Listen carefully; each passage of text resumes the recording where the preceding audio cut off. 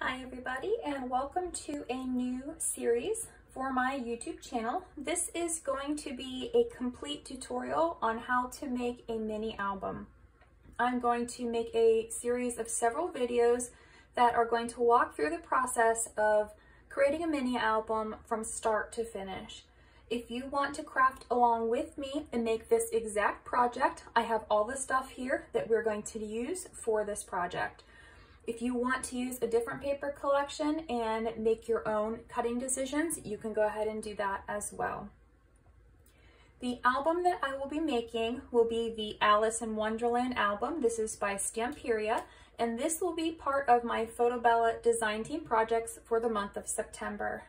So what we will be using, first off, is the 10 double-faced sheets of the Alice in Wonderland paper. These are the 12 by 12 papers. So we have one packet of these.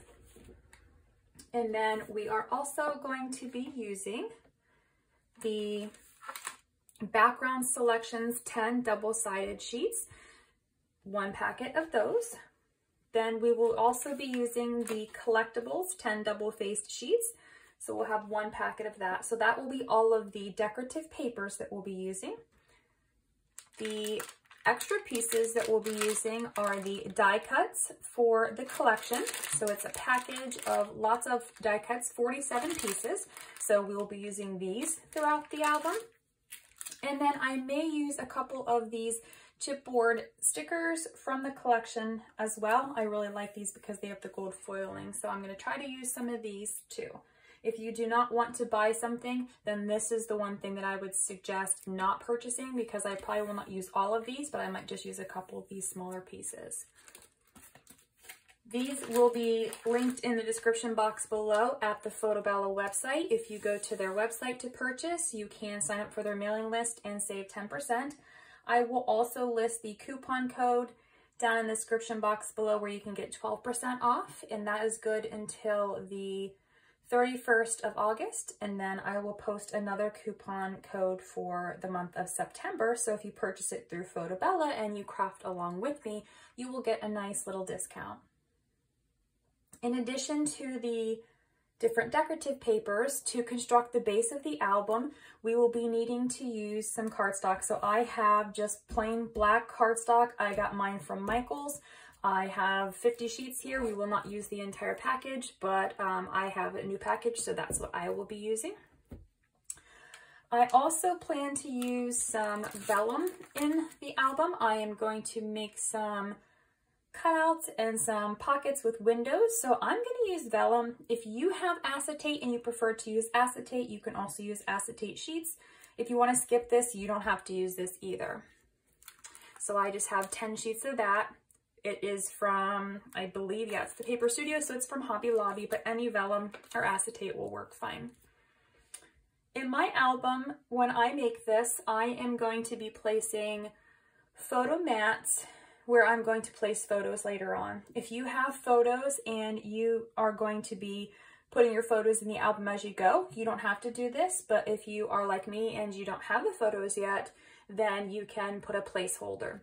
What I like to do, and I've already have some of these cut, I like to make these little mats, and these are actually using from Office Depot. You can get this from any copy center or like Office Max or any of those places, Staples.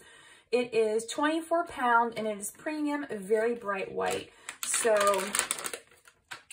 this paper, it is a little tiny bit thicker, I feel, than just plain copy paper, but it's also really smooth. It's got a nice texture, so I like this, and it's bright, bright white. You can use any paper that you prefer. You can use cardstock if you want. I like this because it's thinner, and it's going to be a matte, so the photos are going to be placed on here once they go in the album. So I have already cut mine to be 1/4 of an inch larger than the typical photo size.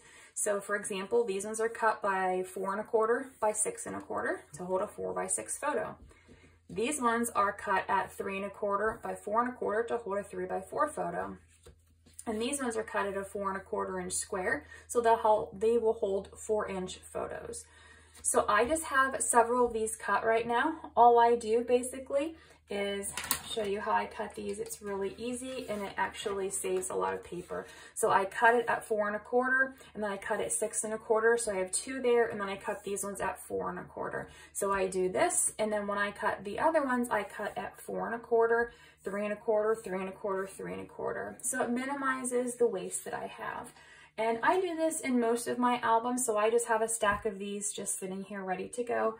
If you have a different size photo that you prefer to use, you don't have to make these exact sizes, but you will have to adjust your album accordingly. So for example, if you don't tend to like 4 by 6 photos, then you might consider making these 2 of the 3 1/4 by 4 1/4 photos instead.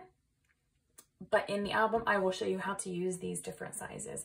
Right now, I just have, I think, 6 of each one cut. We may use more, we may use less. I don't know yet because I have not yet designed the album. In addition to this, you will also need some type of wet adhesive. I just use tacky glue. This is from Michael's. They have it at Hobby Lobby, Joe and Fabrics. I think everywhere sells this, so you can use any type of glue you want. And then I have some double-sided tape here, 1/4 inch and 1/2 inch, because I do use this throughout the album sometimes too.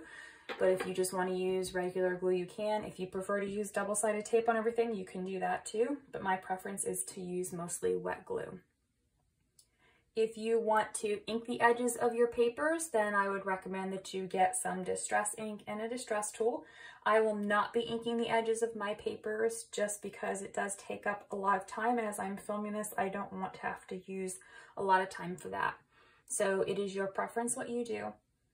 So go ahead and gather up your supplies to be able to get started with creating this album. One final thing that you will need whenever we actually start to put the album together is a couple of sheets of chipboard. So I just have tons of this chipboard in 8.5 by 11 sheets. I buy this on eBay in packages of 50 at a time. So I have a ton of it. So it is heavyweight chipboard, and it's really good for making the mini album covers. This one is cut smaller because it's a leftover, but these are the 8.5 by 11 sheets.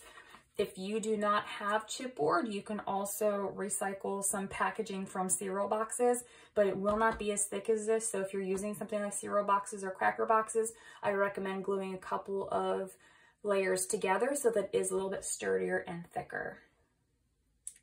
Other than that, that should be all the supplies that we will need besides your basic crafting supplies like a paper cutter. If you have a scoreboard, that would be helpful. If you don't, I will show you how to use a regular cutting board and a scoring tool. You'll want to have some scissors, a ruler, a pen or pencil, just the basic craft supplies. A couple of other things that we will be using in the mini album. I like to use magnetic closures, so I have some magnets here.